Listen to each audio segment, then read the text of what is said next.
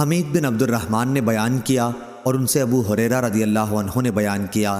کہ رسول اللہ صلی اللہ علیہ وسلم نے فرمایا، جو اللہ کے راستے میں 2 چیزیں خرچ کرے گا اسے فرشتے جنت کے دروازوں سے بلائیں گے کہ اے اللہ کے بندے، یہ دروازہ اچھا ہے۔ پھر جو شخص نمازی ہوگا اسے نماز کے دروازے سے بلایا جائے گا، جو مجاہد ہوگا اسے جہاد کے دروازے سے بلایا جائے گا، جو روزے دار ہوگا اسے باب ریان سے بلایا جائے گا، اور جو زکوٰۃ ادا کرنے والا ہوگا اسے زکوٰۃ کے دروازے سے بلایا جائے گا۔